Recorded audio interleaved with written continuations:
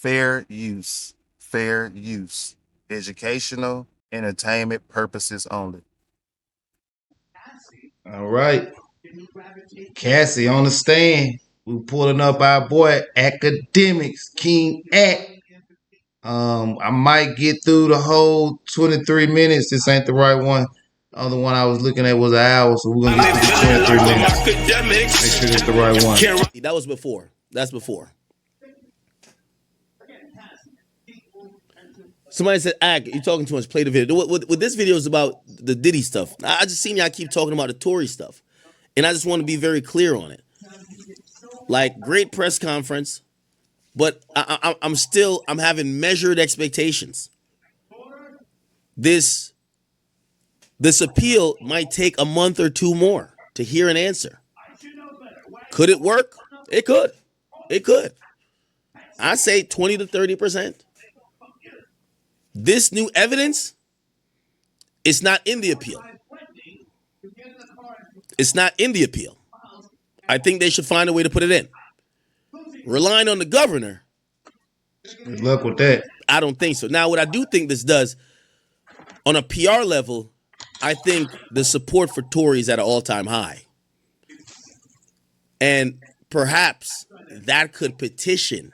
I still don't think the governor does anything, but it could petition someone because it's getting louder and louder. And especially after he just got stabbed, it's getting louder and louder to say, yo, y'all gonna let an innocent man or a potentially innocent man die in prison? Really?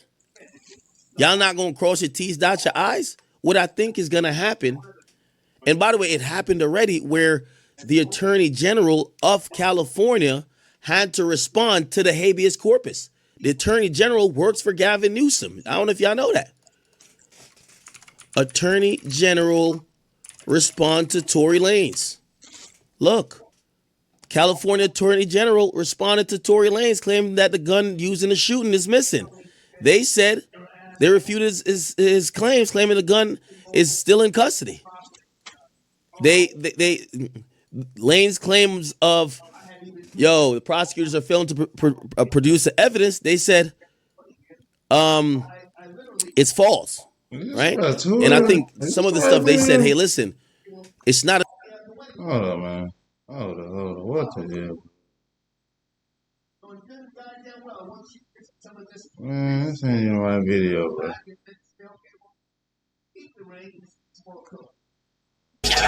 They got me feeling like I'm academics. Can't ride.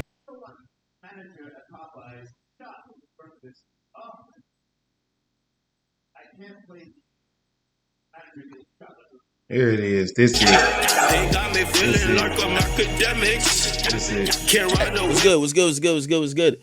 Today's show day chat. I'm only streaming for a couple hours, but we gonna get through some of this shit. That's it right here. I'm so sorry. I'm gonna have to leave y'all in the afternoon to go do the show, but we gonna get through at least the top of Cassie's testimony. Today's a day. I wish today was tomorrow, low key, that I could have nothing for the show day and be able to cover this Cassie shit all day. Anyway, wait, what am I looking for? Where my Red Bulls at? Yeah, I ain't got no coffee this morning. I'm gonna get coffee when I'm done streaming. Okay, yo, tell me why I got up listening to motherfucking Dej Loaf today, yo. And I realized Dej Loaf was on that Kanye shit, man. She said, I really hate niggas. I'm a Nazi. Y'all remember Dej Loaf? Whatever happened to her? I don't know why I woke up listening to some Dej Loaf.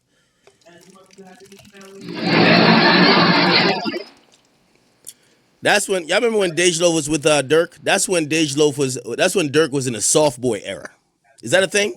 Soft boy era. I'm gonna take a little sip out. Definitely a thing. Definitely a thing. My bottle. I think it's upstairs. What the fuck? It's all good. All right, chat. Welcome. We are getting right into it. I believe everybody's in court. They're actually addressing Diddy's lawyers right now. The judge is addressing Diddy's lawyers, so we're gonna get off to the races pretty quick. It appears that Diddy's lawyers, all 9 of them, worked all night, kind of like I did, till 3 o'clock to come up with a bunch of excerpts and exhibits, because what they're planning to do is to go at Cassie's head. They're trying to take her cranium off, okay? Now, Apparently they dumped 400 exhibits that they plan to use. So remember I told y'all, Cassie gonna be on the stand. She might give labor on the stand. She might go into labor on the stand. Right? We kind of came to the understanding last night. The most likely reason why she is the third witness in a case scheduled for 8 weeks. She testified and took the stand in day 2 or day 3 actually. Day 2 actually. She took the stand in day 2. The only thing that makes sense is that if they wait towards the end of the trial, she might go into labor. We're hearing that she's probably 8 months pregnant. She could go any day, right? And I'm guessing maybe any week. So they want to get her early that everything could be finished with her, that she don't got to come back. Okay? Now, there is times that sometimes a witness do got to come back. But, they at least want to get her direct cross, redirect, and also recross. Okay, so let's kind of start this off. But what I'm telling y'all about the 400 exhibits, they're going to meticulously sit there and comb through a lot of shit with Cassie, right? All right, bet. I'm going to play my man's vlog before he starts, and then we already are in court with some of the stuff. I don't think Cassie has walked out yet, but they're arguing about, the AUSA is tight at Diddy's lawyer saying, yo, what's up? You can't keep dumping 400 pages of like exhibits on me the morning of. Like, what the hell are we doing? Like, you got to give me some notice. And Diddy's lawyers are saying, how the hell could we give you notice? Y'all went yesterday with Cassie. We are preparing our defense. We stayed up overnight, came up with 400 things that we need her to respond to, and we gave it to y'all this morning. There's no other time we could have gave it to you, right? Because we're reactionary. We're the defense, okay? Here's my man. Okay, here we are. Matthew Russell Lee, Inner City Press, here in the Southern District of New York Courthouse.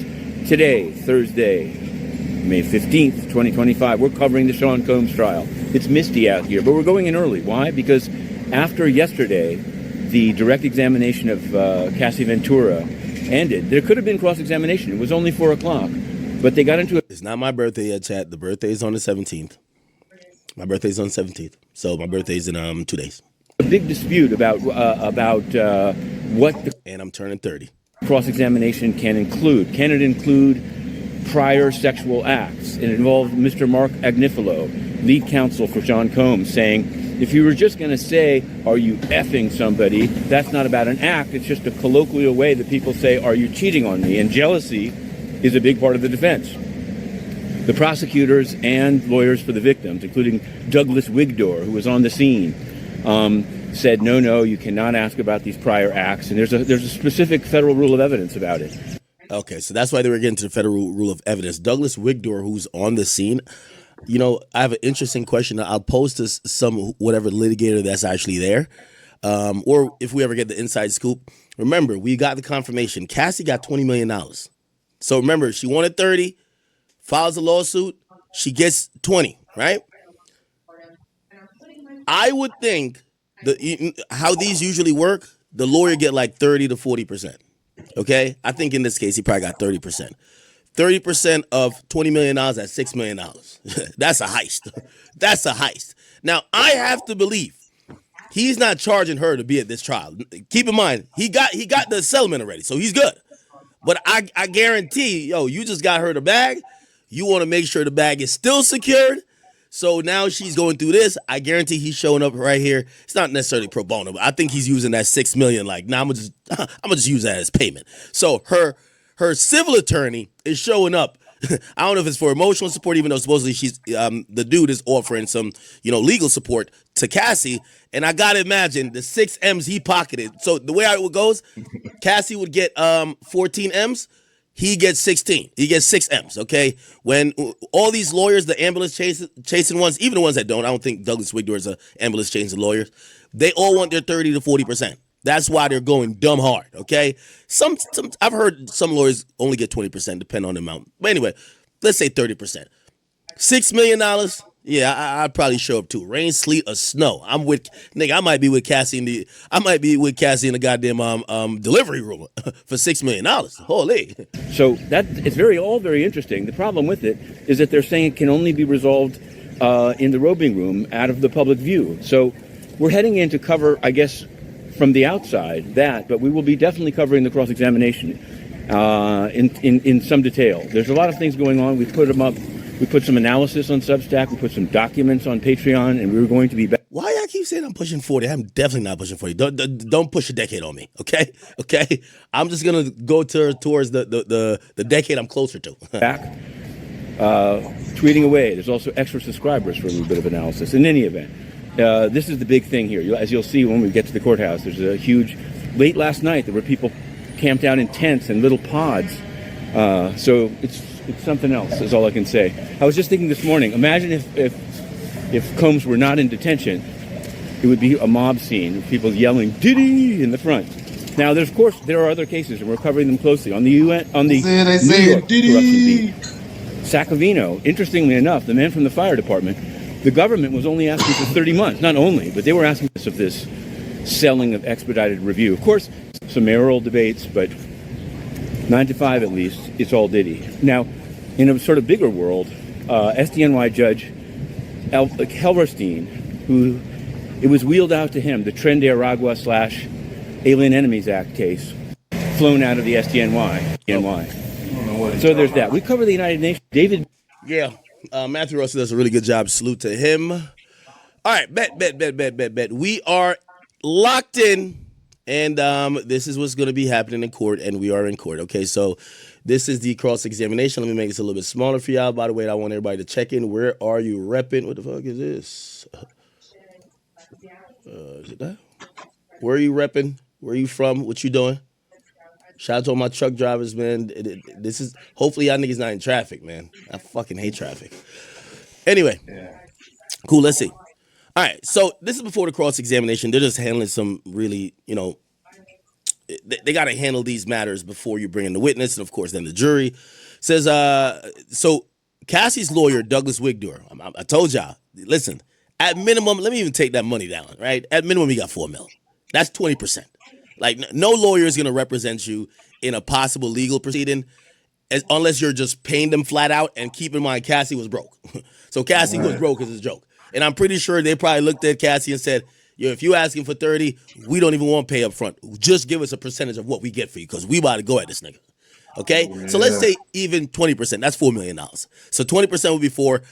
30% would be 6. So Douglas Wigdor, he realized he got to be up in there. Chat, it's not my birthday. It's my birthday in 2 days. All right, it's my birthday. Fuck it. It's my birthday. Cool. It's my birthday. All right. It's my birthday show. Okay, cool. So before the cross-examination, right? So Cassie's lawyer, Douglas Wigdor, gets up there and says, listen, I got a right to be a part of the meet and confer about which evidence could be requested or questioned about. She's the only victim witness that is standing under Rule 412. Let's see.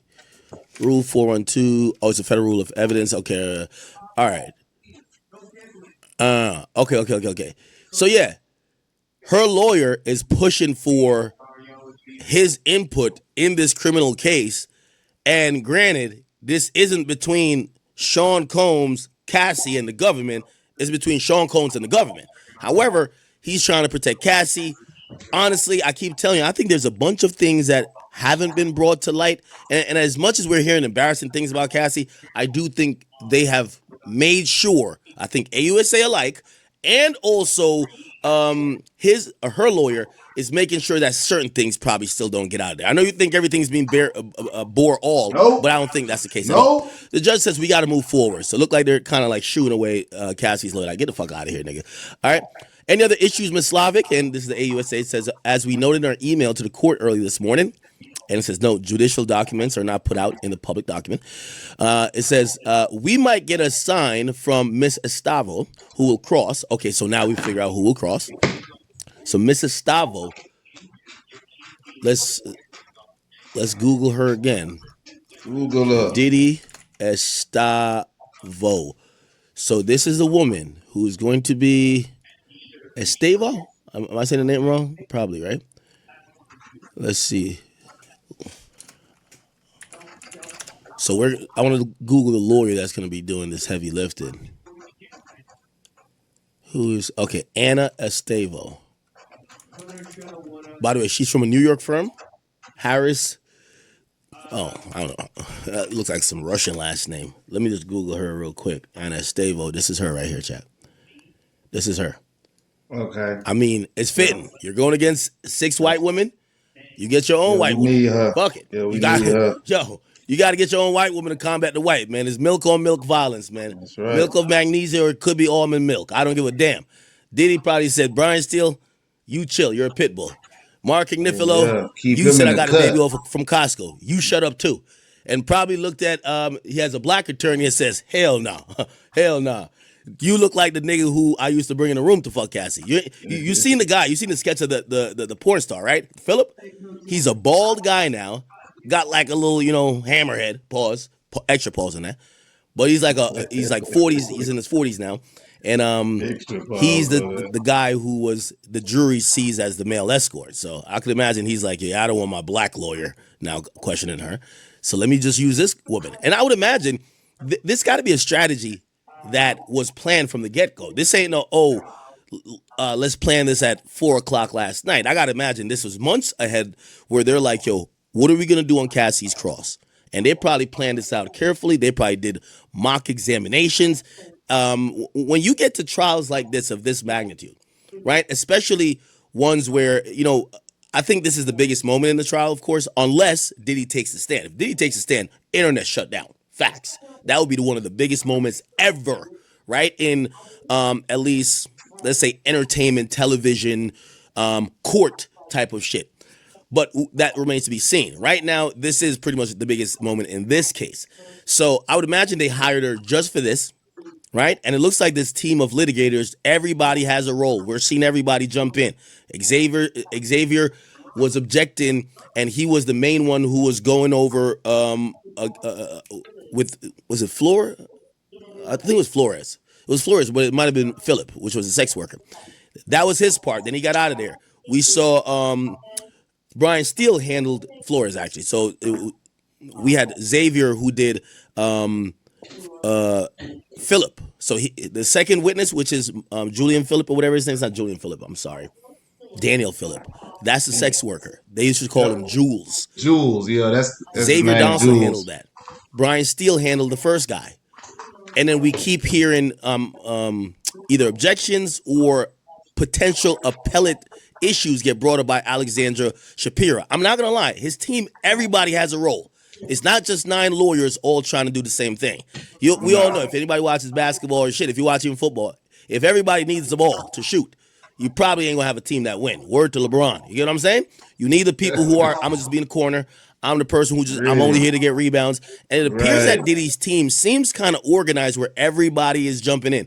We haven't heard too much about her until she was carving out and prepping what they could ask Cassie. So I guess her job is to do the cross. Now, here's the thing. There could be another attorney, or they could switch places when it comes to recross. But we'll see. So cool. So now we know I'm going to fuck up her name every time. Estavo will be doing the cross. Slavic then says the defense last night dumped 400 exhibits on us. This can't continue. Not during the whole trial. And the judge says, Mrs. Stavo, what's up, yo? And she then says, we've been working tirelessly in response to Mrs. Ventura's testimony. The judge then says, Mark. Now, Mark is supposedly the lead, right? Even though we haven't seen him really do any work other than address the judge. He hasn't cross-examined any of these witnesses, okay? The judge says, Mark, I thought you were going to take this off my plate, right? The judge did have a conversation with Mark at the beginning of the trial. Mark starts to say, this is Mark Agnifilo, says, I will keep trying, but this is the main witness, Judge. She stands by herself. We've been doing this all night until 3 a.m. We flagged exhibits for them, meaning the prosecutor. Slavic then says, there are 24 exhibits that the government has objections to. They're listed in the chart. The judge says, just the one in the chart? Again, these are judicial documents. They're not going into the public docket. And yeah. Okay, cool. So now looks like they get past those issues rather quickly. They say bring the jury in, and the jury then enters the court. Obviously, Cassie is entering the court as well. Cassie's sworn in. The jury is sworn in.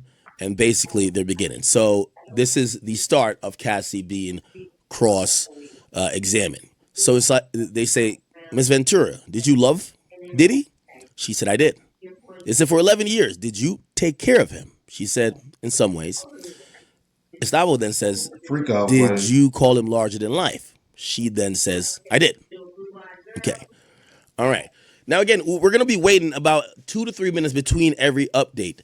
At times, he's able to type. I don't know how he's able to type this in court. We learned yesterday that they're taking your phones when you walk in the court. So when you walk in the court, they're taking your phones. So somehow he's able to scribe this, and I think he has a special access because he's fought so much cases of lack of transparency and media privilege. He's always in SDNY, which is that court, that federal court, and he's raised so many motions and fought so many cases, especially against the UN, the United Nations, that he's allowed, or I don't know how allowed, but he has some type of either carve out or he has some type of device, right, that he could tweet all this out. So we really only have one source, which is him, until the other people who are in there taking notes, they come out of the courtroom, and then we could go to a couple of the different sources and see what they're saying. You get what I'm saying? So until then, we really only have this. And by the way, this is not only for us. NBC News, Law and Crimes, CNN, E! News, they're all using this guy. Everybody's source is this guy because no one is allowed to have a phone or electronic device in there to be able to give their own versions. You're allowed to take notes, pen and paper. That's it. So we'll be waiting. Okay. It says others called him Diddy or Puff Daddy, but you called him Sean, right? She said yes. Gustavo says, you knew a version of him that the world couldn't see, right? Then the AUSA says objection. The judge says overruled. Ventura says, in what ways? Now, I think we're watching how Gustavo is trying to set this up. She's establishing, you loved him, you viewed him a certain way. We don't know where she's going yet, but clearly this is the strategy to set up what we're anticipating to be a long cross-examination process of Cassandra Ventura. Remember, Diddy affectionately used to call her Cece, which stood for Cassandra Combs, even though we could tell he had no plans to get married to her. You get what I'm saying? Anyway. Nope. Can't stop, won't stop, huh? Yeah, we're going to see how this is. Let me tell you this. This all-star lineup, if not for the result, we don't know what the result of this is going to be. But what Diddy is paying for all these lawyers to be here on trial, all the paralegals, investigators, the ancillary people, administrative people, that's what comes with every time you hire one of these people that come from a high-powered firm. You're going to get access to their paralegals. You're going to get access to their administrative people. So you're compounding a team that is scouring. Like, if they're all, you got to remember, right at this moment, they're working 24 hours. A lot of lawyers work off billable hours, right? Word to my man PBD, because this is true. I know, because I see the bills. when I get on the phone with my attorneys for 20 minutes, they charge you for an hour. So when you see like, what the fuck? A $1,200 phone call? What the fuck? We just talked for 20 minutes. It is what it is. Diddy got 9 lawyers. They're also charging top dollar. Not only because they're going to charge a premium as Diddy. Brian Steele just came off dropping a smooth 81 points.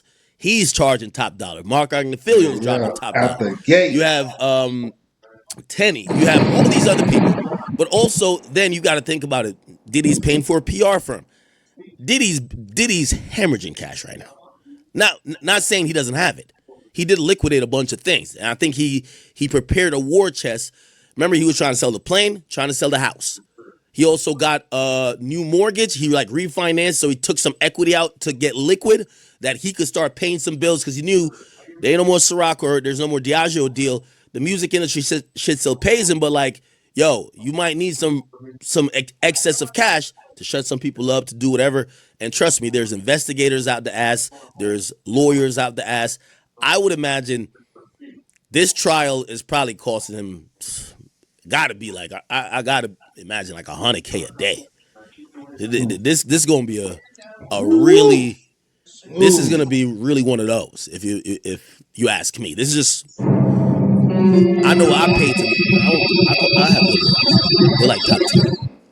But these are like not only top tier, they're celebrity lawyers. They're what you call super lawyers. So then you got to put that rate, put it plus another rate. Yes, I'm pocket watching how much Diddy's spending. Yes, it's a lot. So anyway, and what I was saying is that they're working through the clock. They're working 24 hours, right? Like they're telling you where we work till 3 a.m. Estavo says, you kept coming back to him for 11 years, didn't you? Cassie says, I wouldn't say coming back. That's going to be interesting, chat. Was she voluntarily returning, or was Diddy forcing her to come back? That's going to be important. Estavo says, you believed. He loved you too, didn't you? Ventura says, yes, I did believe he loved me too. Estavo then says, so when he cheated on you, did it hurt? Ventura says, not every time. Interesting answer. Not every time. Chat, you get where they're kind of going with this? They're kind of going with, I feel like the trajectory right now is, Cassie, stop the fucking bullshitting. You know you voluntarily kept coming back to this shit. You had many chances to leave. You had many chances to get out. You even admitted you dated other people. You could have ran away. You could have went to the police. You could have did all these things. This whole idea that you were scared of him, or you were scared that he might do something to you in Kid Cudi, so you went back to him. That don't make no goddamn sense. You was loving that lifestyle, wasn't you? Keep it 100. That's where they're trying to get to. Now, you got to let the woman do it.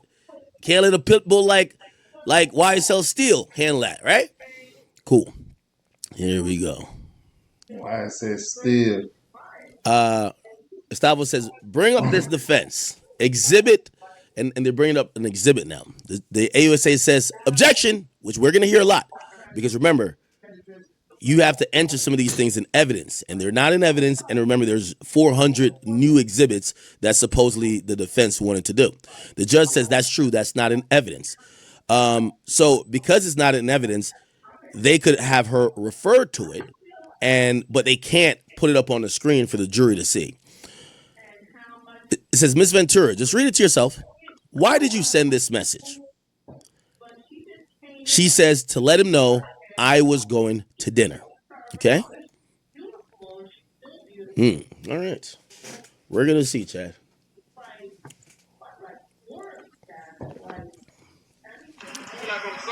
Yeah, this is going to be the teetering point today. And I'm so sad I'm going to have to miss the second half of the day.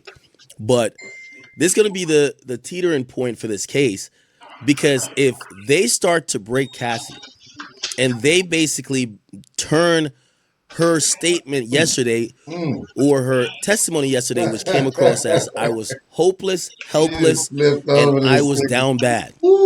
I didn't know how to get out. I didn't know I was being controlled. And this guy made it feel like I was pursuing his love, but all the while he was just controlling me and he was just sex trafficking me, right? She did a good job yesterday of kind of putting that out there. She ended it with a drop mic moment. It's the pain I felt. That's why, and it was supposed to preemptively, respond to, because there's going to be a section where they say, yo, why the hell did you wait 5 years to bring up a book and ask for $30 million? Why did you wait 5 years? If you were that hurt, this and third, keep it 100. You were broke. Yeah. And she wants to say, no, I tried to kill myself during the 5 years. I was hurt. This shit fucked up my life. I didn't want to live. And when I couldn't figure out any other avenue to deal with it, that's when I brought up the book. The fact that I got $20 million later and I did sue, it just kind of happened. But none of this is driven by the fact that I'm not with him anymore and I'm not in that lifestyle and I might have some monetary needs. It's all because I was a victim and my life is ruined forever because Diddy had dozens, actually, well, she said hundreds of instances, but we don't know, at least dozens of men just went out. ejaculating on her and peeing on her. Light went out. Okay? So let's see. Right. It says, what was going on in these messages? What was going on when these messages were sent? She says, I'm not sure. Estavo says, what was going on in your relationship then? She said it was early. We were loving. Estavo says, I offer it. AUSA says, objection. Being offered for the truth. The judge actually rules with Estavo, saying overruled. Now, this is going to be a whole back and forth game the whole time. I wouldn't be surprised if in the next 20 or 30 minutes the judge is going to call a sidebar, because what's happening is that they're showing Cassie a bunch of text messages. Remember, they got all the messages. Both sides got all the messages. They picked out new messages. So they had messages that they wanted to bring up. So those were entered into evidence. They found more messages last night, and they're showing them pictures of the messages, or it might be photos or whatever. And because it's not in evidence, the AUSA is gonna say, "Nah, y'all ain't putting that on the screen for the jury to see." Hell no. And the judge agrees. Okay, it's not in evidence, but there's a loop, there's a go around. You could show it to her, and if she doesn't repeat what's on there, right? You could have a conversation about what she has seen. You get what I'm saying? So it's a roundabout way.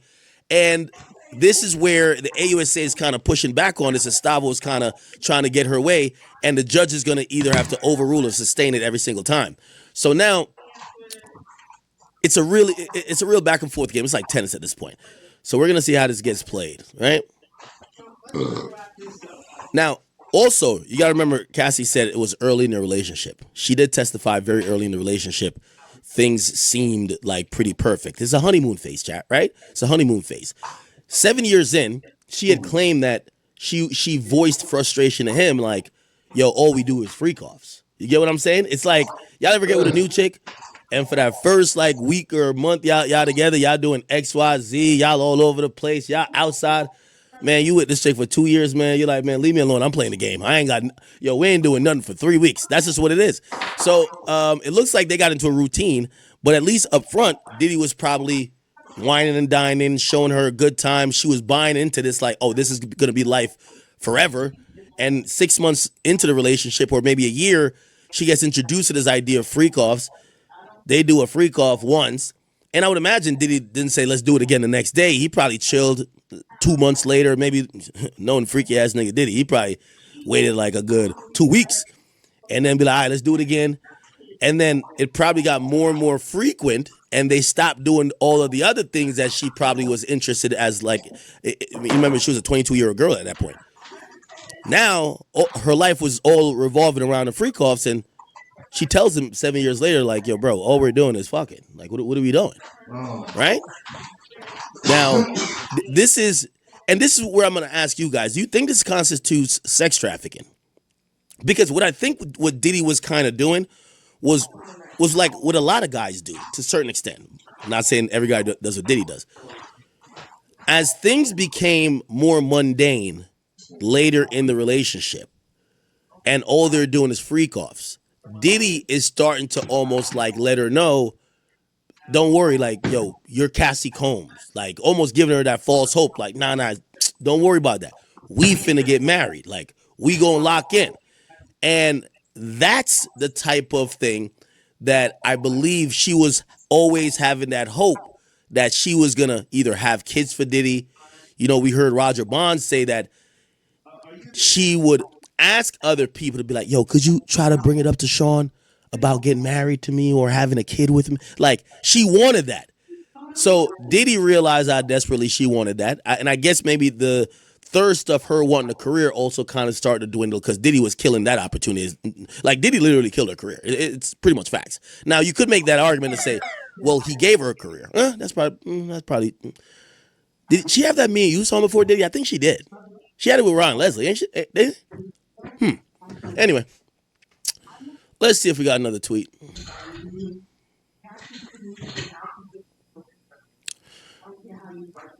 So what I took from it was early, we were loving, is that she was like, that's a honeymoon phase, right?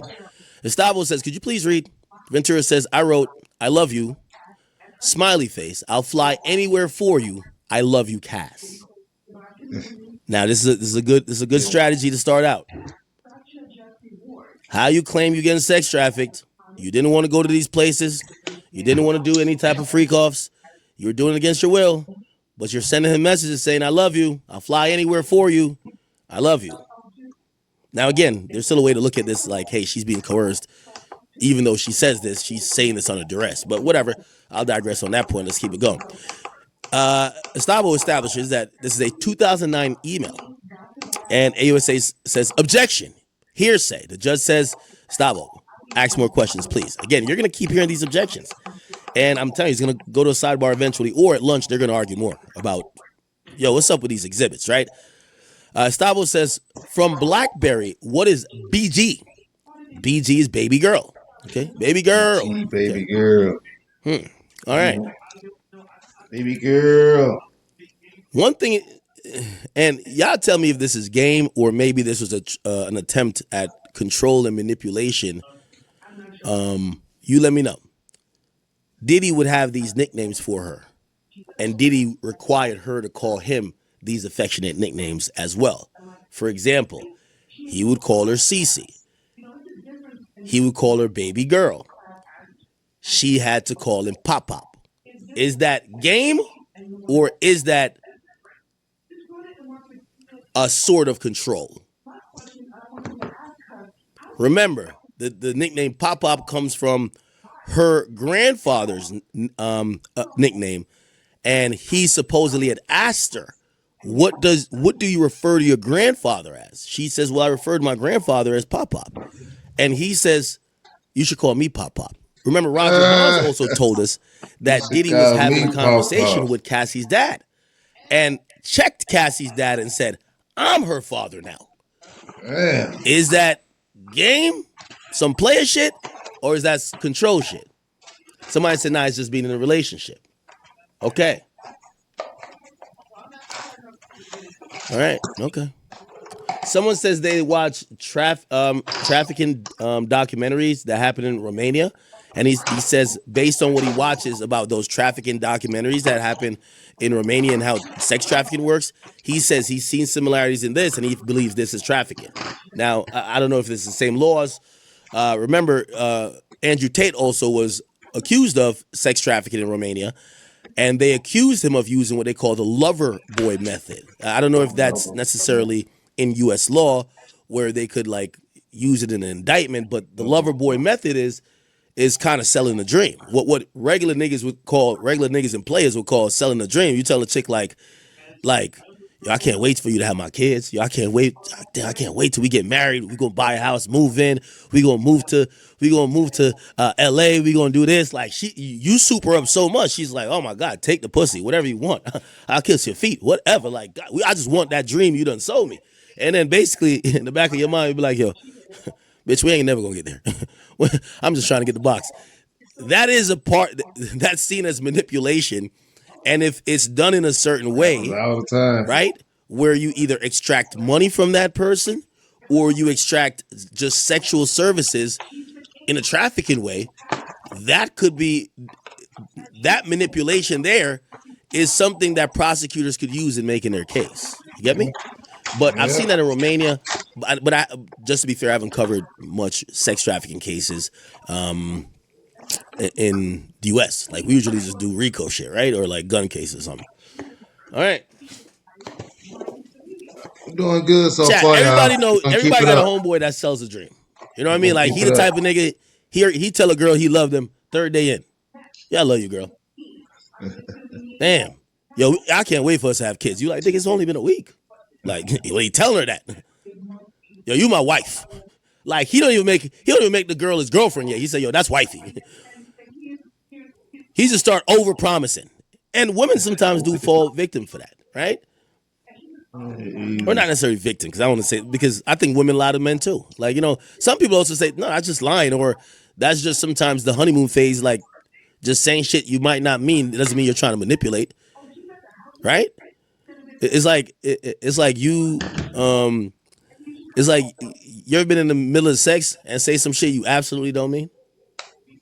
And as soon as you get that post-nut clarity, if Shorty brings it up again, you're like, what?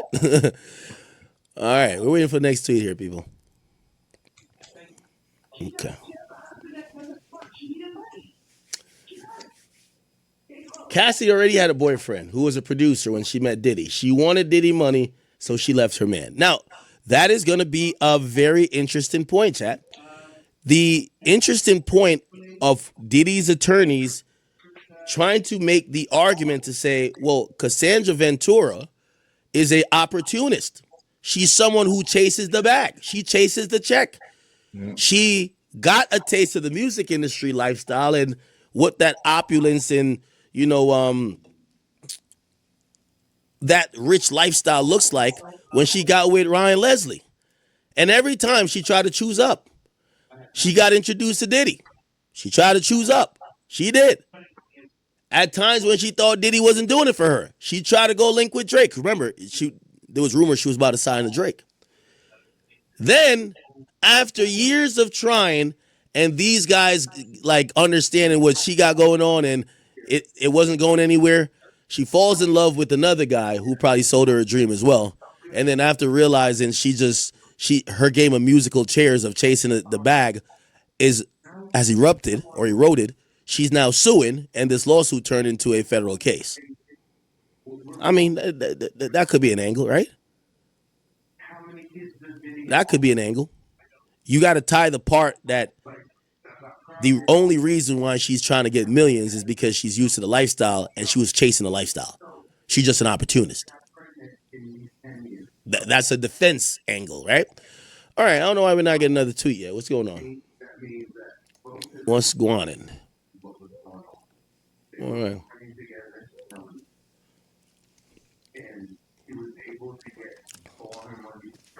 Somebody say, yeah, F this Me Too shit, man. Well, here's the thing, too. I think because once we hear there's a potential victim, we have to treat it with kid gloves. Yep. Right? Like, I see a lot of these chicks, I see a lot of these chicks on, like, social media. Now, this is before, like, Cassie's time, and I'm not saying Cassie's necessarily this. But, like, I see a lot of these chicks, they literally let you know what it is. Yep. If he can't buy me D or he P or. Like, that's how they're running. So, later on, when they make any accusations, and you realize that their intent in the beginning was chasing money. Now, here's the thing. Is it reverse? And again, this might be a stupid point, but allow me to try to make it. If we're going to say that Diddy manipulated her by using her career and money over her head, right? And opportunities over her head to get whatever freaky desires fulfilled from this woman, is it also safe to say that this woman used the idea of, oh, I'm just looking for love, but in reality, she was looking for the bag? That's manipulation too. Now, granted, she is testifying that she loved him, but still, a lot of these guys who got the money, they just want a chick who's just going to be loyal and love them and do whatever they want, right? That's what they're looking for. The women know that. The women give that perception, sell that dream, so they're selling the dream too, but really what the women want is the bag. They'd rather cry in a Rolls Royce rather than a Honda. You get what I'm saying? So maybe it's manipulation on both sides. They're both playing a game. Now, when we hear it in court, and because every time when we talk about, especially women, but especially anybody who could be a victim, you got to handle with kid gloves, it's kind of insensitive to say, well, you manipulated him too.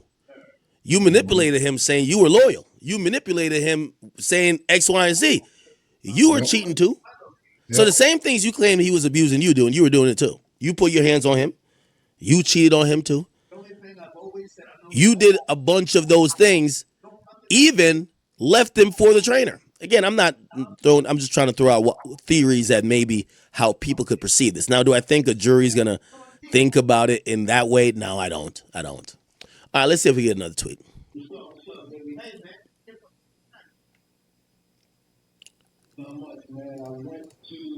Huh.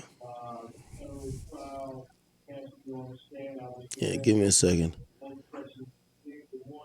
Yeah, we haven't gotten a tweet in 10 minutes. Not too sure why. Okay, we just got one. Cool. Gustavo says, what did you write? Ventura says, are you hungry, Pop Pop? Is that weird to y'all? I guess you would. It's like when Kanye says, call me sir. I'm like, what the fuck? Ventura says, so Cassie says, you hungry, Pop Pop? That's the name for her grandfather, when she says that to Diddy. Gustavo says, and Mr. Combs wrote to you, we are so in love, we don't do anything else. Huh. How long has y'all been seeing each other? Now, maybe they were talking about sex or I don't know, but supposedly Diddy says, we're so in love, we don't do anything else. Ventura says this was 2.5 years into the relationship. So it's kind of establishing this pattern that, primarily, all you and Diddy did was fuck. Like, I get this whole manipulation shit, but you admitted that the early stage of the relationship, it was loving. You admitted that this was supposedly the time that the quote unquote abuse ain't start. And Diddy's telling you, and you're calling him pop, he's buttering you up, but he's even telling you then, because later on she does complain about it. She complains that all we do is fuck. All we do is freak offs. It looks like they're trying to establish that Diddy's saying to her, we're so in love, we don't do anything else. Like maybe they in bed or they just fucked or whatever. So I guess they're trying to tell her or establish, from day one, all Diddy was doing is fucking you. That's all he wanted to do with you. Fuck. And you were down with it. You were down with it in the beginning. And then at some point you switched up, but you had chances to leave. How did you get trafficked when you could have left? Remember, they started out the question by saying, you kept coming back. Then they said, okay, when was this in the relationship? It says early. We were loving. Okay, so y'all were loving. It wasn't abuse. Bet. But it's early. In 2009, you said, I'll fly anywhere for you. This is 2009. That's what she said. I'll fly anywhere for you. Cassie is saying they were loving then. So you said you would fly anywhere for him because you love him so much. He's telling you, damn, all we do is fuck. He's not complaining, but he's like, damn, we're so in love. That's kind of all we're doing. Like, you know what I mean? Like, we don't do anything else. I don't think, let me put that in context. He's basically saying, we just been fucking a lot, right? Because we're so in love, we don't really do anything else. And so how long y'all been seeing each other then? For 2.5 years. So I think they're trying to establish, like, there was no drastic shift from how Diddy first met her to what it ended up being. And Cassie had the opportunity to leave, but she didn't want to leave because of the lifestyle. She was chasing a check. She was chasing a bag. Again, for people who are just tuning in, I'm reading Cassandra's Ventura's cross-examination. We're about like 20 minutes in. Please note, if you hear me giving a scenario, I am playing devil's advocate to a certain extent. And also, this is the defense time. So I'm trying to put some, meaning to what we're seeing in tweets. The tweets sometimes are dry. I'm trying to put some meaning to it, how the defense is trying to get it to play, right? All right. Estavo says, please read this. And this is on 1364. Warming up this food. I haven't talked to you at all. You don't even try. You rushed me off the phone. I'm really hurt. I don't need your money. I need some attention. Estavo says, you wanted your special time with Mr. Combs. Ventura says yes. Okay. All right.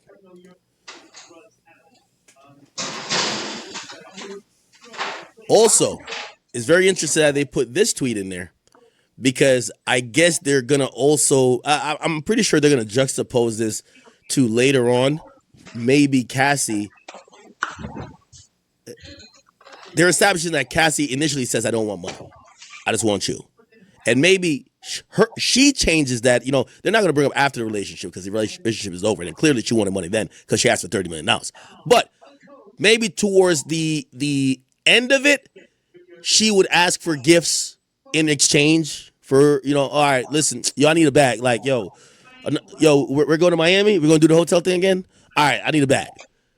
And that might be a thing where they're saying, no, that's her coping and basically damn near being a little sex worker. LSW, as 50 would say. Because if you ask me, I think this probably started out as loving.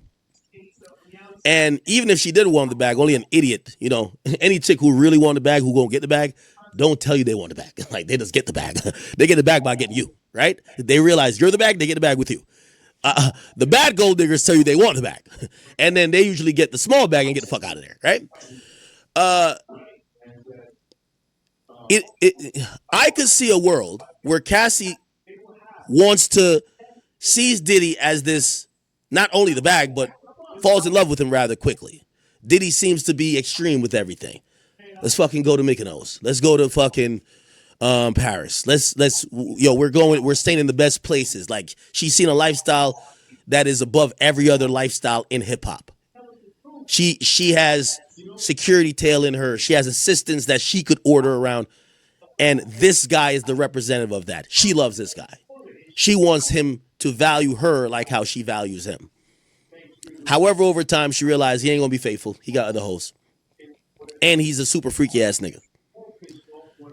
And it probably erodes that love or whatever, and she turns it into damn near a transactional type of thing. Remember the Shannon Sharp shit?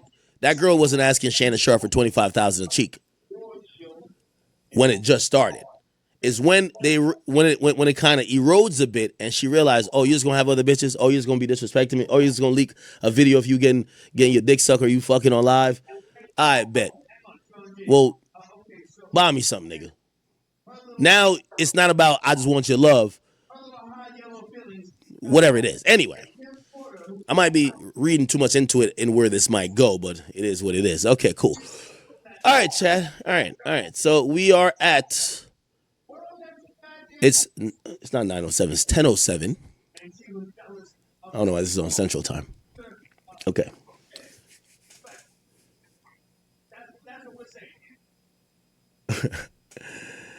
Yeah, 25 a cheek was crazy, right? But yeah, when we looked at the messages between her, it started out the same way. It started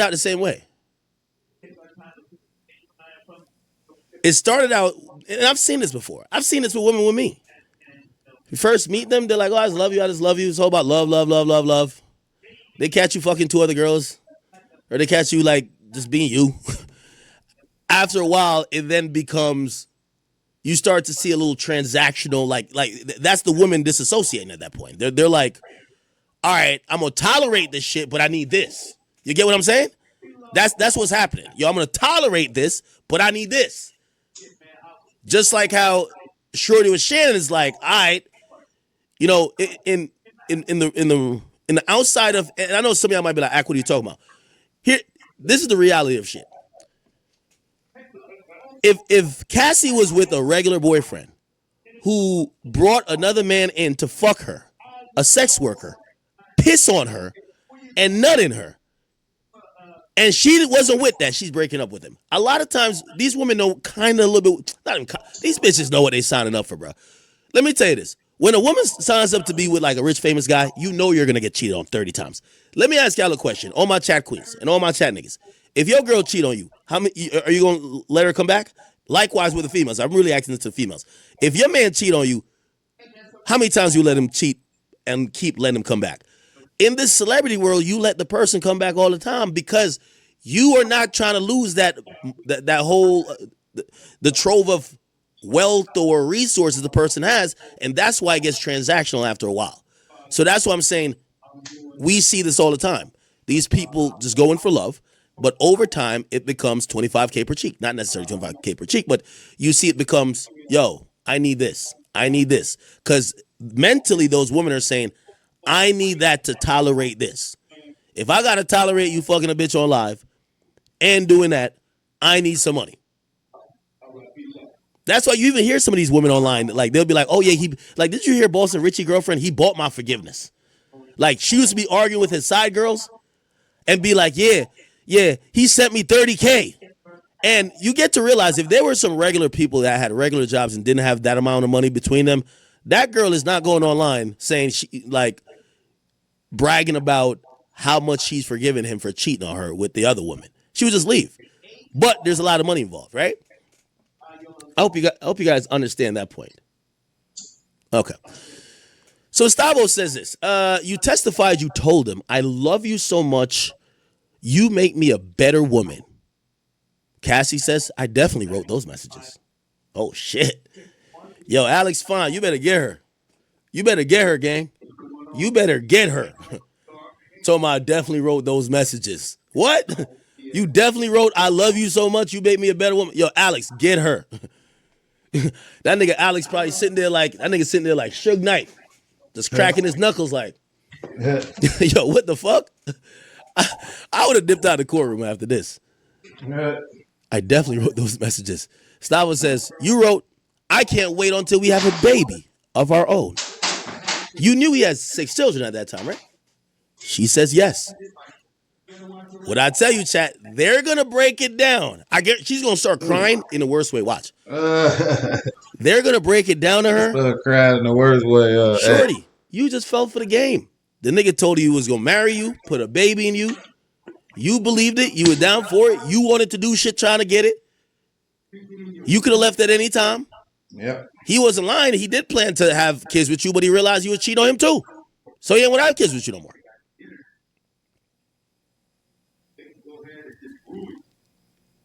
You testified, you told him, I love you so much, you make me a better woman. She said, I definitely wrote those messages. You wrote, I can't wait till we have a baby of our own. So you could tell early on, she is interested in this idea. And by the way, don't we see this a lot? Like, chat, let's break this down to the skin and bones. Skin and bones. We're seeing a pattern here. Young pretty girl gets with super wealthy or rich celebrity. I hate to bring up the Shannon Sharp shit, but I have to. Okay? We hear this idea, and they're getting with men who already have families. Shannon Sharp has 2 grown-ass kids. I think even older than Shorty, I believe. But we all hear about these women who then yearn to have a family with those guys. The woman was telling Shannon, I want to have your big black baby. Ventura is saying, I can't wait till we have a baby. Hear that? You hear that? So we're seeing a little bit of parallels in how, remember, she's probably 22, 23 at the time. Man, Diddy's 40, 45, whatever he was at that time. And she knew he had 6 kids.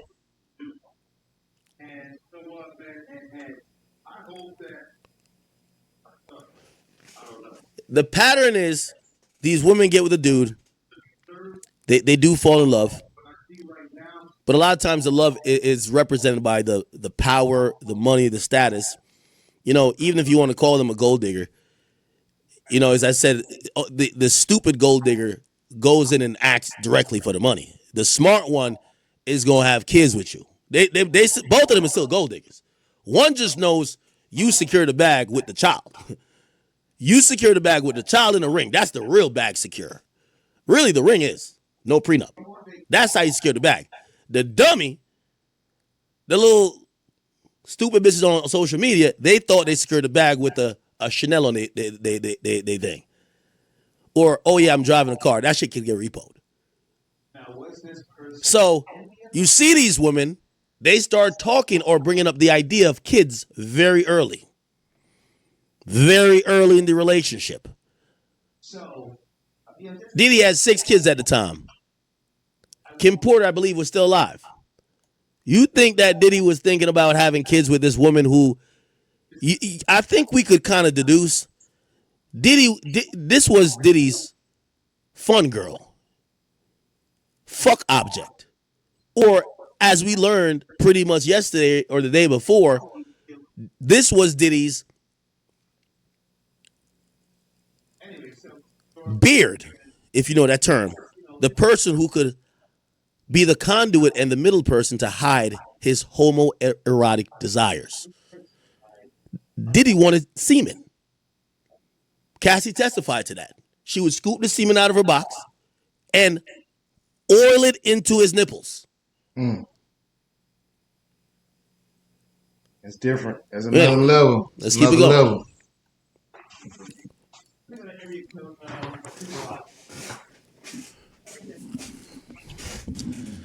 It's interesting watching this strategy. Anybody watch football? What's your favorite football team? You know, in the beginning of a football game, when you have a great quarterback or you have a great offensive coach, you usually see they'll try a run, they'll try 2 runs, to set up the play action. 40-yard pass, post route. Okay, cool.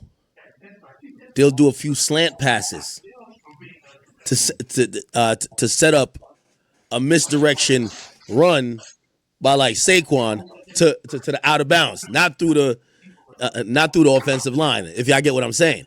So I think what's happening here, and I think we're looking for direction. I think what Estavo is doing is she's setting up a few things. She's setting it up. She ain't hit it's not Hail Mary. She ain't hit the play action yet. But the Patriots been down bad for a while. Yeah, setting up the baby oil play, right? I get it. So she's setting it up right now. But we, as we're watching all these tweets come through, we're trying to figure out where she's going. I feel like we have a good grasp. Here we go, though. So now, these messages about the freak off. Okay, look like she's about to do the play now. When you say, it don't matter to me, you mean weekend or weekday, either is fine.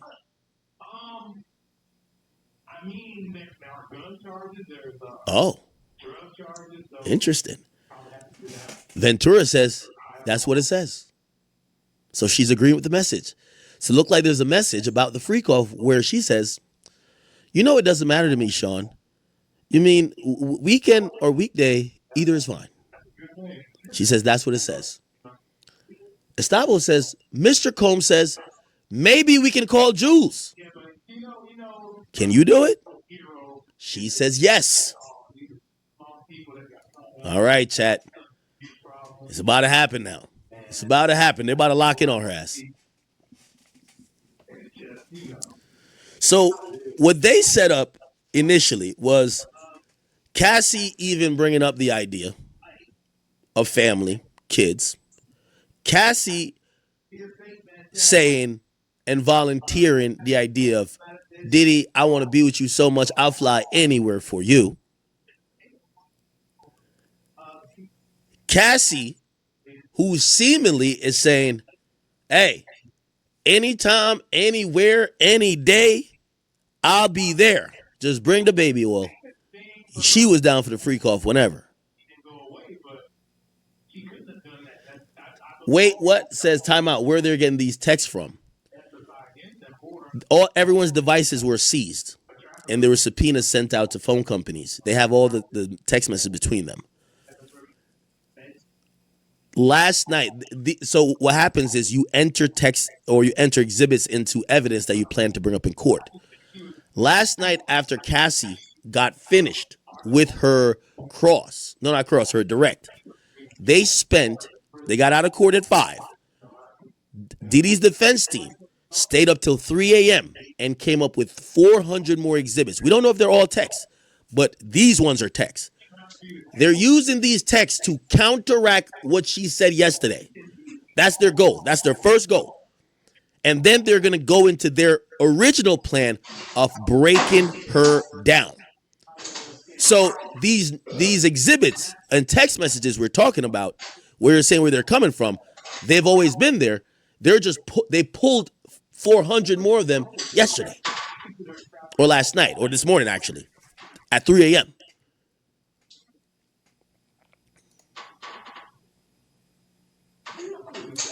Gustavo says there was an explicit message about you about the anticipated upcoming freak off. AUSA says objection. Now the AUSA is tight. The AUSA has already brought up that they believe that Diddy's team is trying to do a trial by ambush, which means that they're trying to pop up in court with shit that they had no chance to be prepared for.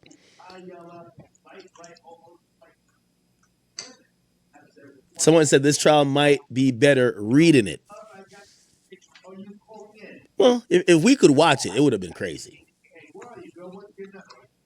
Watching it would be insane. Especially if we could look at the faces of a few people. The faces of Diddy family, the faces of Alex Fine, the face of Diddy himself, of course. The six pack of white milk, you know what I mean? The white women who are all sitting at the prosecution table.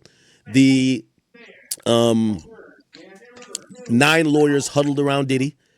And obviously they would never show this, but the jurors are seeing sex tapes, pornographic images. Like, you have to imagine some of these things are going to be super graphic. Do you ever see the pictures that got leaked of Cassie? There are rumors that some of these pictures and videos of Cassie that Diddy was taking would be sometimes after a multi-day freak off. Now, I want to give you the image of this. 8, 9 times. Remember, it's days long. She's off all type of drugs.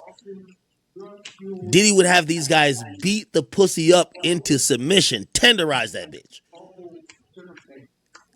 One after the other. She got a UTI. She is in pain. God knows what else other, I think they did do a good job of, having some type of respect for maybe even other health ailments. Because if you think that a UTI is the only thing they caught up in them freak offs, you're sadly mistaken. Remember, we have a prostitute who claims he contracted the herpes virus, and he claims it was during the freak offs. So you put 1 and 1 together, and if you get 11, that's on you. But if you get 2, you know what you're talking about.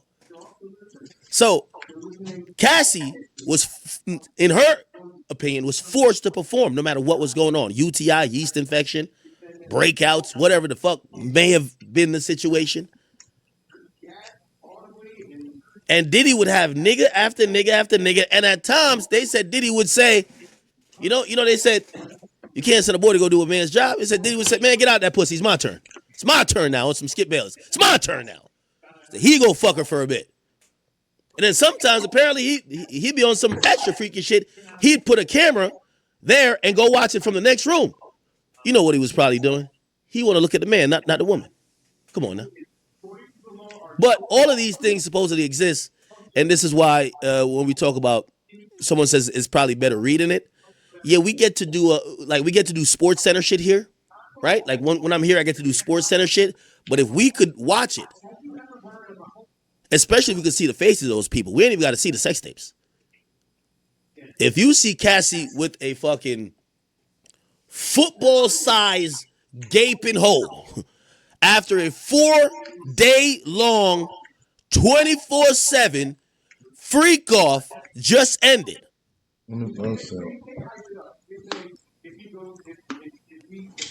you might be like, damn, holy. Anyway, the judge says we're going to take a recess. I guarantee that recess is because, I keep telling you, they're objecting to everything. The AUSA feels like Diddy's lawyers are trying to ambush Cassie and ambush their case.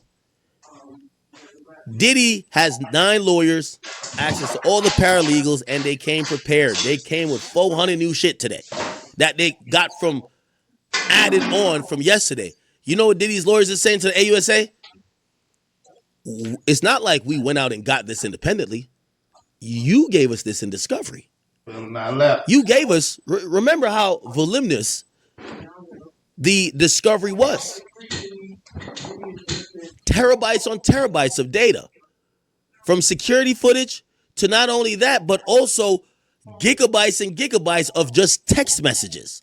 So there's a lot of text messages that won't get used. But now what they're going to do is they're going to go back and be like, oh, she did say this on a stand yesterday. Let's go find a message that correlates and it actually goes against what she just said.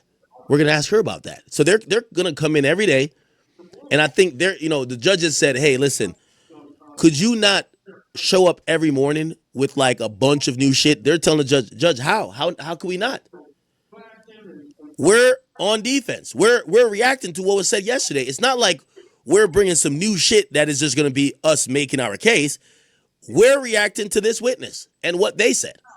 Now, granted, they shouldn't do it again for tomorrow, because tomorrow, whatever you had going into today, you should have for whatever the rest of the time she's on the stand. If they do it for tomorrow, the judge is going to scold them, I think. So they're taking a break. They're taking a break here, people.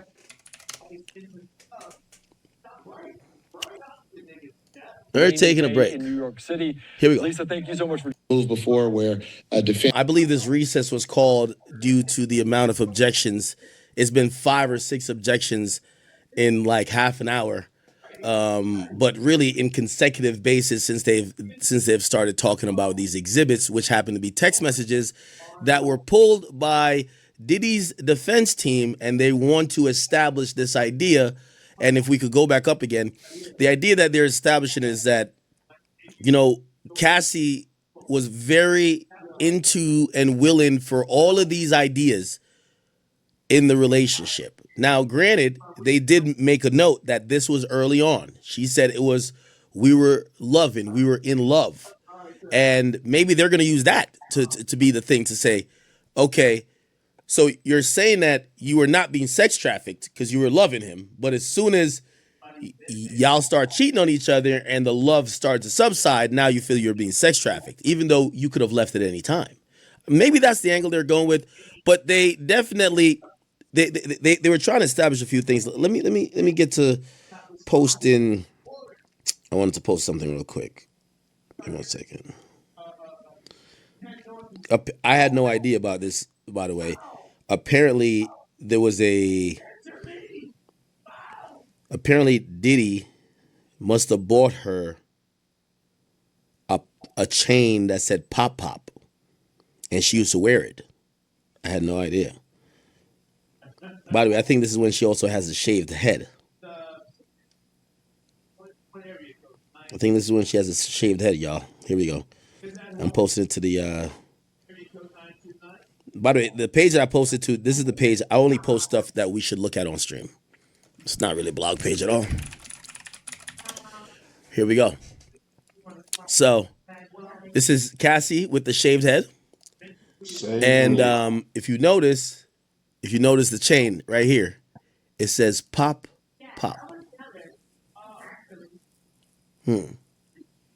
So, looked like they were taking that pretty, I wonder how her grandfather felt. I don't know if her grandfather passed or anything, but I wonder how he felt. Clearly, the father felt away. Maybe if the boyfriend of your daughter calls you up or you're on the phone with him and he says, "Nigga, fuck you, nigga. I'm her father now." Like, that's crazy. Anyway, we're waiting on some more tweets here.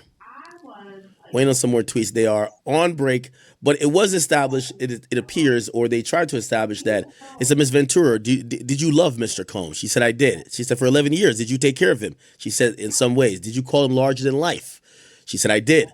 Others called him Diddy or Puff, but you called him Sean, right? She said, "Yes." Estavo says, "You knew a version of him the world couldn't see." She said there was an objection. It was overruled. It said, "In what ways?" Estavo then says, "You kept coming back to him, right? For 11 years? Ventura said, well, I wouldn't say coming back." Estavo says, "You believe he loved you too, right?" She said, "I did believe he loved me too." Estavo said, "So when he cheated on you, did it hurt?" She said, "Not every time." Estavo then says, "Bring up this defense exhibit." By the way, they objected to it because it wasn't in evidence. The judge said, "That's true, it's not in evidence." And then they did the runaround or the loop around. They said, "All right, cool. We're just going to show it to her. Just read it to yourself. Why did you send this message?" There was an objection there because they could have objected, because usually you would ask the person, "Do you recognize these messages? Did you send them first?" But they kind of assumed it in the question. Ventura answered anyway. She said to let him know I was going to dinner. Stavo then says, "What was going on when these messages were sent?" Ventura says, "I don't know." Stavo then says, "What was going on in your relationship then?" Ventura says, "It was early. We were loving." Stavo says, "I offer it." AUSA objects. It says it's being offered for the truth. This was overruled, so it was ruled in Diddy's favor. Estavo then says, "Hey, listen, I think it's Estevao? Like, I'm fucking up her name. I'm just going to call her Estavo. Like, you just know who I'm talking about." Ventura said, "I wrote, I love you, smiley face. I'll fly anywhere for you. I love you, Cass." Okay? Estavo says, "This is a 2009 email, right?" The AUSA says, "Objection." So another objection, hearsay. It says, "Mrs. Stavo, could you ask more questions, please?" Or ask in a different way or whatever. Stavo says, "From BlackBerry, what is BG?" It says, "Baby girl." It says, "Well, what did you write? You hungry, Pop Pop?" So it's kind of showing that these were like really loving terms, and it was a loving environment.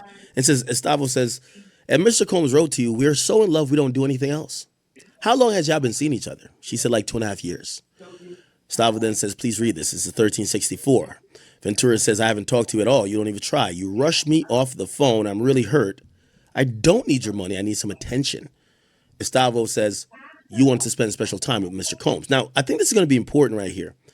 It seems that 2.5 years into the relationship was starting to also change. She was desperate to, not only you're going to hear her talk about wanting to have kids with him, she was desperate to try to get more of his time. So I think this might lead into the freak offs and say, hey, listen, didn't you, out of your own sound mind and you wanting to do something extra?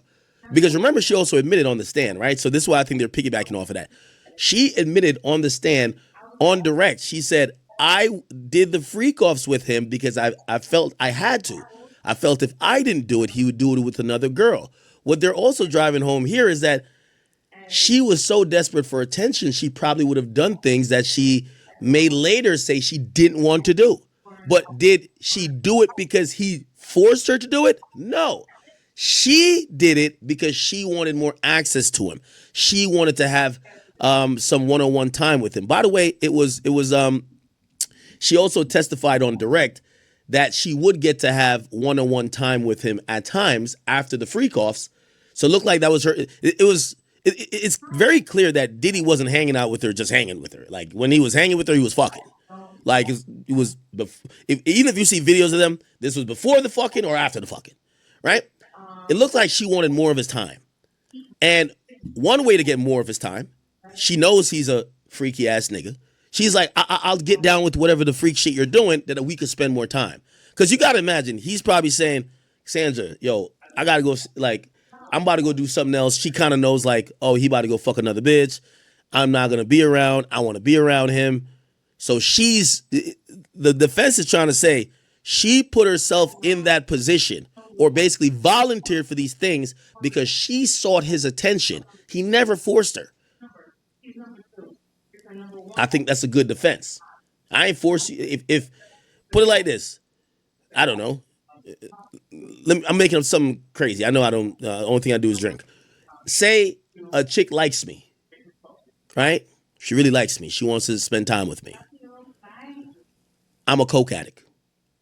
I keep having to go A, B, and C to go to these coke sniffing parties. She don't do coke. She realizes she can't spend time with me because I'm always going to chase this high, and I'm a cokehead. She decides because she wants to be with me so much, nah, take me with you. Like, nah, I want to try it. Take me with you. I'm like, all right, I take her with me. We both go do coke. It becomes a thing. She realizes now she could tag along every time I go do coke. She becomes a cokehead. Did I make her a cokehead? Do you get what I'm saying? Did I make her a cokehead? That's going to be an interesting point of concern, I would imagine, for the jurors to determine. Okay, what is this? They're back. Mr. Stavo says, you may proceed. That's what the judge says. Stavo says, Ms. Ventura, this is from Combs to you. You respond with an explicit message, right? She says, yes. This is 2 days after the planning of a freak off, right? She says, yes. Okay. So they are back. This is 10:48 a.m.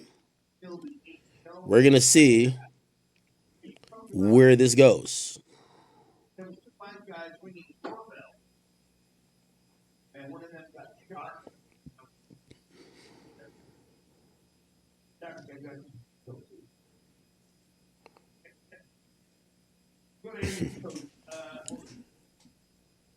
Somebody said, you think that's a good defense? Well, I think that's what they're carving out. I think they're going to carve out many different defenses, but that seems to be one that's kind of now becoming a little bit clearer. Hey, you put yourself in these positions. He never forced you. Yes, Diddy's a freaky ass nigga. You wanted him so bad, you wanted to engage in these freaky ass behavior because you wanted to be with him. You wanted more time from him. Again, this is going to be very important. Looked like he was either preoccupied by doing the freak offs without her, right? Look what it says. Look what it says. I haven't talked to you at all. You don't even try. You rush me off the phone. I'm really hurt. I don't need your money. I need some attention. She was desperately clinging on. This is 2.5 years into it. She's desperately clinging on to, I want you. I want to be around you. Well, if you're going to be around Diddy, that means you're going to be in the freak offs. Because that's what Diddy was trying to do. He was trying to get his rocks off. Diddy's up hundreds of millions of dollars, and all he want to do is nut or feel other men's semen on his nipples. Then it says, you testified, you told him, I love you so much, you make me a better woman. She says, I definitely wrote those messages. Stavo then says, you wrote, I can't wait till we have a baby of our own. You knew we had 6 kids, right? She did. They're kind of painting that picture like, yo, Cassie, you knew what it is, man. Let's see, we got some more. So after she sends him an explicit message, it says extremely explicit. So we don't know what it is. By the way, the objection by the prosecutor was for that message not to get described. So maybe they showed it with the privacy screen to the jury and maybe, whatever, but it's not being described in the gallery or described even on the record, even though I think if it's going to be a picture that's in evidence. By the way, the judges agreed all pornographic images that are in evidence are going to be under seal. They're going to be put under seal. So the only way for you to see them at this time is going to be in court, but they've kind of even barred the people that are not the jurors to see them. I think there's some conversations about certain videos, though, that they want to be played to at least the press. And not necessarily to the press, but they feel everybody should be able to see, not just the jurors and AUSAs and defense. Okay. So Estavo says, how did you reply? Estavo says, he said, I want to see. How did you reply? So I guess she says some freaky shit to him. He says, I want to see. So they're asking. So she initiates some freaky shit. He says, I want to see. He said, how did you reply? Ventura says, I can't wait either. Estavo says, you wrote, I feel like I want to fuck, right?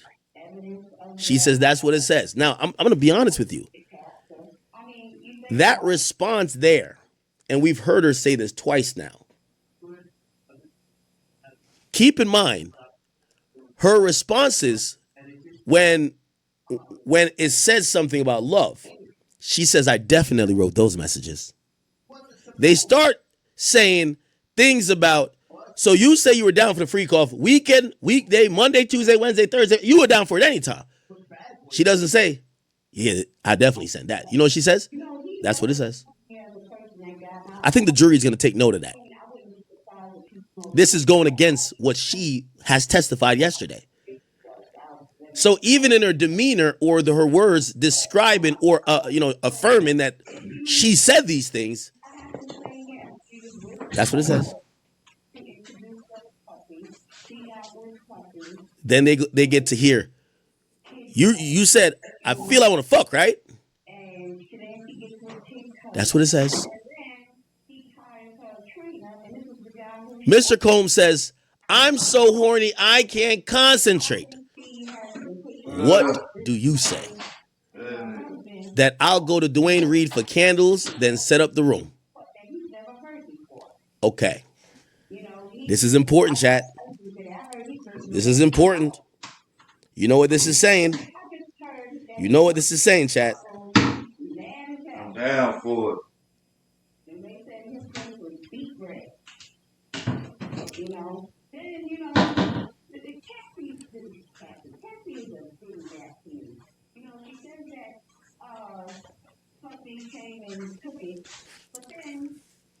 This is saying that when Diddy expressed to her that he was horny, she would take initiative to go and set up the freak off room. I'm going to go to Dwayne Reed for candles. I'm going to set the room up. Damn, this shit sound like some Dexter shit. You ever watch Dexter? I've been binge watching Dexter over and over again recently. You know, he had a kill room. He would set up the kill room. You gotta set up the freak off room. Candles, butt plug, Astroglide, baby oil. I wonder if they had like a little scoop for the semen. That when, you know what I mean, Diddy needed to moisturize his nipples with it type shit. Estavo says, did you understand that he was going to take another video of you?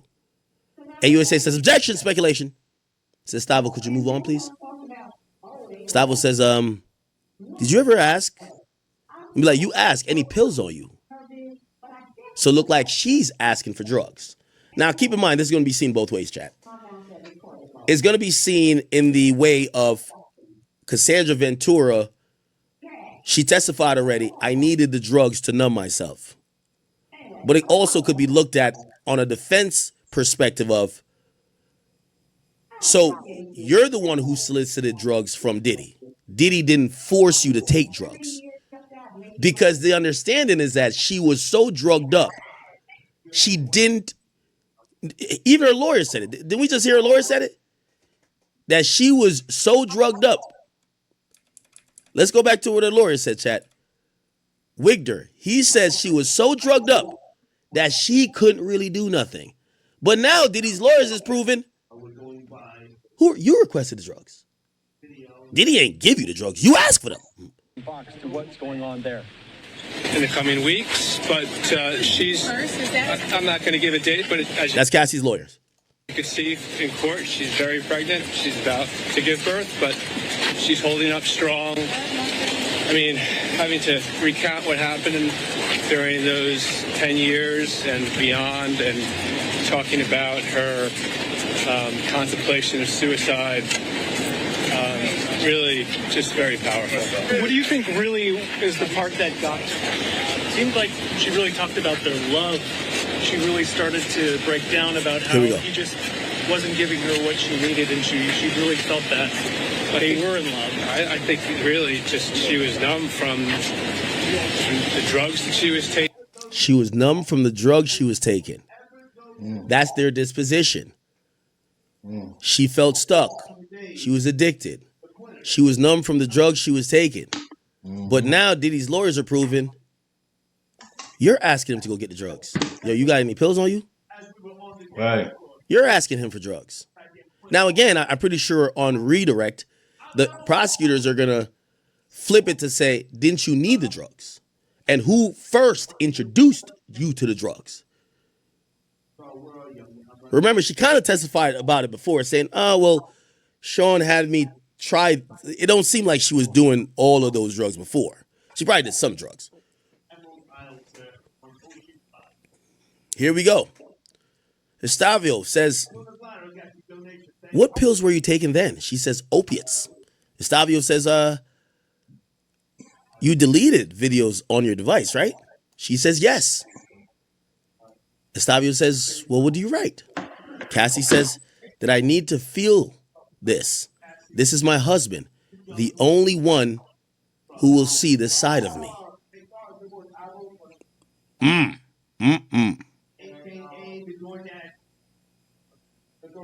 Now I got to see what the context of this is. I want to see the context of this. We got to wait for the next tweet before I could. If she wrote this in regards to Diddy, you know, she was referring to Diddy. Like, sometimes you been with a girl and you calling her your baby moms, y'all don't got no kids. She calling you her BD, y'all don't got no kids. You know what I'm saying? Maybe she was calling Diddy her husband, they ain't married. If this message is about him, Diddy, not her current husband, Alex Fine, you know what this means? It directly counteracts what she said yesterday about saying she took the drugs not to feel shit. She's saying, I need to feel this. This is my husband, the only one who will see the side of me. So I don't know if that's what they're trying to say. It looked like it would counteract what she said directly, because she says she took drugs not to feel. Looked like she may have told Diddy she wants to feel shit. And apparently some of these drugs, like, for example, ones of euphoric nature, like I believe MDMA, or Molly or whatever they call it, that allows you to feel a lot of things even more. I hear that she even testified that with Molly, like you could feel everything much more. So if she was trying to numb herself, why the hell would she be asking for the drugs to feel more? You know you done fucked up, right? Yo, the lawyers is coming. They're coming for her right now. Is Molly an opiate or ecstasy?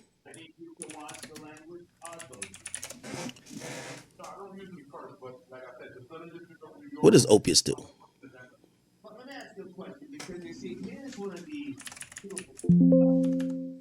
What is an opiate, bro? Almost over. Morphine, codeine, Almost over. Well, makes you feel euphoria.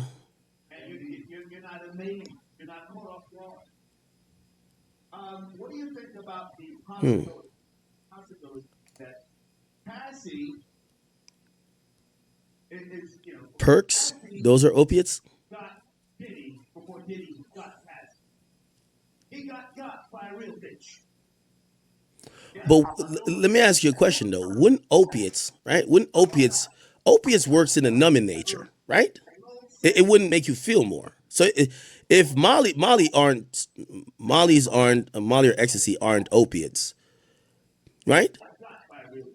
So opiates are like Percocets and shit like that, right? They're supposed to be a sedative effect. So, I mean, if she was taking opiates, it would be because she was trying to numb pain. But this message here says she wants to feel shit. Okay, let's wait for the next tweet to figure this out. Estavo says, weren't you afraid that Mr. Combs was only seeing you for sex in this way? This was a concern. You were not in public in your relationship with him, right? She says correct. Stavo says, were freak-offs important? She says integral. Yo, Cassie's gonna cry when they basically paint the picture to her that she, like for years, she was fooled thinking she was gonna be his next wife and also be his baby mama when all she was a sneaky link. Trust me, that will tear a woman's soul apart. Yo, you ever call a chick a side? I love trolling girls like this. They be telling me about they dude. They be like, yeah, I don't know. I'm like, yo, I hate to break it to you. You that nigga side chick. You ever tell a girl that? Oh my God. No, I ain't a side chick. Nah, I ain't no side chick. I ain't no Yo, you remember when I called Brittany Renner a side chick? Oh my, yo, a girl can't handle being called a side chick. Even if they are. You a side chick. Trust me. Trust. Anytime. Listen, I'm the worst type, but this is why, first of all, I don't try to have no girls that's just my friends. I'm trying to fuck. So let's not try to be friends like that. Anyway, you come over here and tell me about your man, this and third, you got all type of problem. I'm going to troll the shit out of you. You're a side chick. When you tell a girl that, her soul explodes. What? No, I ain't no side chick. I ain't no side chick. I was the only girl. He be with me all day. He ain't had no time to be fucking no other bitches. He texts me all day. He talked to me all day. No, you're his side chick. Guarantee he had another bitch. He got another girl. I'm sorry. The prosecutors are eloquently explaining to Cassie, you was never the main. You were a sneaky link. Yeah, he might be territorial over you, but you not his man. You a sneaky link. He wasn't public with you. The most important shit in y'all situation was freak offs, and he's having other niggas fuck you. You a little sneaky link, man.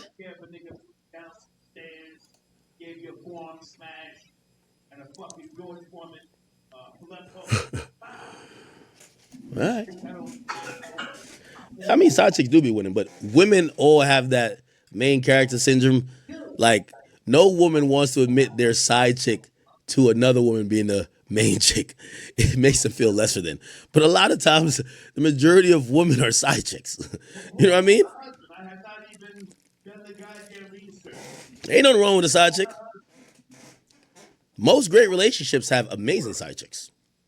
A healthy relationship, sometimes when you get too tired of shorty, the side chick gonna make you gonna have a nice smile on your face, even though she cussing you out, because you know that side chick gonna make sure everything is good. She cussing you out, you ain't shit. Fuck you, bitch ass nigga. That's why I ain't fucking you tonight. This and third. You like, You like, it's all good. I'm getting some pussy in the morning. You just don't know. Shout out to all the side chicks, man. So February 15th is an important day, man. I like that day more than February 14th, man. I love side chick day, bro. It's my day. That's my day, bro. Get activated. That's my day. I really think I got fucked up views on marriage and relationships. I think no successful marriage lasts without a good side chick. That's what I think. You need a good side chick. One who shuts the fuck up, knows her role, never disrespects the main, knows how to be discreet, and also make sure whatever problems you having with your chick, she alleviates and leaves it there. Also, they don't call after 9. Trust. Oh man, my chat queens don't like that. They're like, what the fuck are you talking about? Gustavo says, who was at your 21st birthday party in Las Vegas? Ventura says Britney Spears, Dallas, Austin. Gustavo says, how did you get them there? Well, they came for Sean. Gustavo says, you're very beautiful and charming. Ventura says, thank you. Are they flirting? What in the scissor in heaven is going on on the stand? You're very beautiful and charming. What the fuck? Yo, Gustavo, you better watch your place. Alex Fine and Diddy might be looking at you like, bitch, what you doing up there? The lawyer's giving out compliments? Yo, you bad as fuck. What? Somebody said she is. Well, I did tell y'all that yesterday. I said, I do think she's beautiful. I do think that she probably comes across as charming. And that's what I was saying about how the jury is going to perceive this. Like, the jury might perceive this as this beautiful, charming woman would have never wanted to do some of these things on her own. Somebody had to force her to do it. Somebody had to coerce her to do it. There is going to be bias like that. If you seen a chick come through with a neck tattoo, a tattoo right here, if it was Krishan Rock in that courtroom, you'd probably be like, the way how she talks, she got a missing tooth. You seen her fucking tonsil, like, she looked like she got hot breath. Like, you probably like, nah, nigga, I don't believe this shit. You wanted to do that shit. That's what I'm saying. It does help that Cassie comes across as these positive things.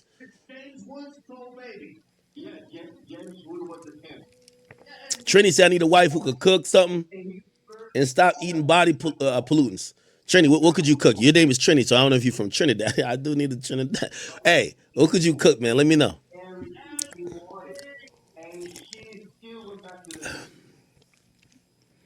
Let's see. Let's keep it going.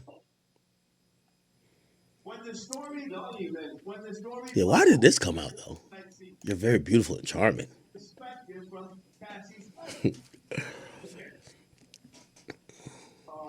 Chat, I ain't gonna lie to you. I'm telling you, beauty does affect people. When I heard about, with all due respect, again, I'm not trying to throw this person under the bus, because she had hit me recently. She said, Ak, why are you doing this to me? I got kids. And I'm like, because I brought up her hoe stories. When I heard Drea was a hoe, I was like, nah, Drea too bad to be a hoe. No way. And that's why when she said I deleted my wholeness, I would never, under normal circumstances, agree that wholeness could be deleted. But for Drea, I seen Drea in person, drop dead gorgeous. I deleted her shit too. She deleted it, and I cleared the recycle bin. It was gone. Yes, I'm sorry. I got to be honest. Yes, beauty does make people look at you like it's beauty is a sign of pureness. Femininity, being charming, that makes people like, no, this person could never do those things, whether it's crimes or whatever. It's true. It does affect how people look at you. It's the reason why people go to court, no matter the biggest gangsters in the world, and they want to look very docile, because the appearance is very important.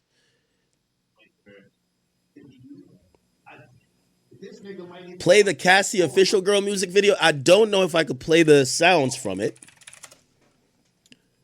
Let's see, Cassie Official Girl. Let's see. Okay, you gotta give me a timestamp, girl. Or dude, whoever who's sent that. Am I supposed to see something? Oh, this is that Bugatti that Wayne had. Whatever happened to the Bugattis? What am I looking for here? Let me look in the comments. Somebody said Diddy never wanted her to have a career.